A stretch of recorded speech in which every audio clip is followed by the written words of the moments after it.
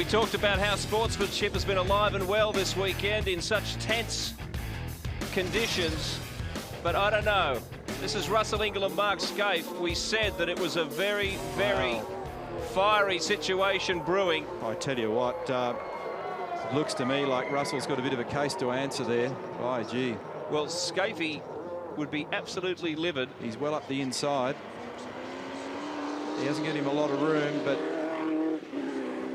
Whoa. Now, was that a result of him coming off the edge of the bitumen, or...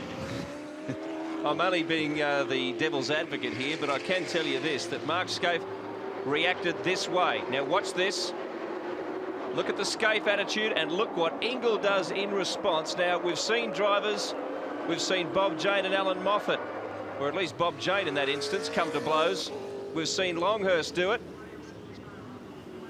Now, I have never seen anything quite like that, because that is... There'll be big issues over this. This is going to be a real stink when this one gets dealt with at race control. The big thing, Neil, is that is not a post-race confrontation, which we have, of course, seen in the past on a few occasions. That is during race conditions, where Skaife has stayed on the circuit just to have a go at Russell, and it took a while for Russell to circle round to that position. Really, has that cost Skaife second place in the championship? I think it has, yes. Probably will. It has. It was a big story, Mark, but can you give us a run through on that incident, even a few laps before the battle you two were having? Well, he was, I mean, he was basically still had to make a tyre stop, and I was trying to sneak past, and we were having a fair battle, but he was blocking everywhere. And finally, he made a little mistake, and he ran a little bit wide into turn 9.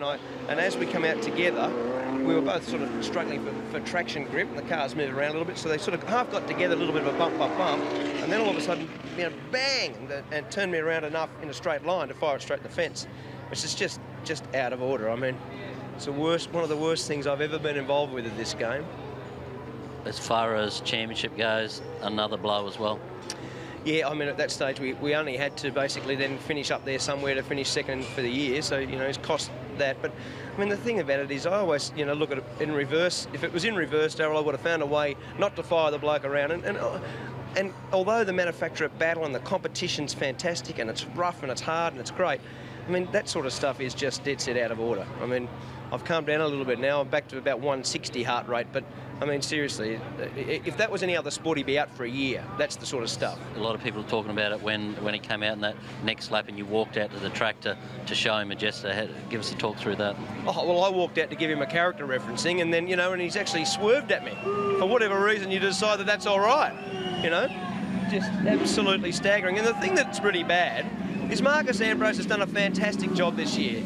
He deserves to win the series. He's been the standout guy, and he's taken the gloss off it for Ford, because that sort of stuff is dead set, as I said, just way below par.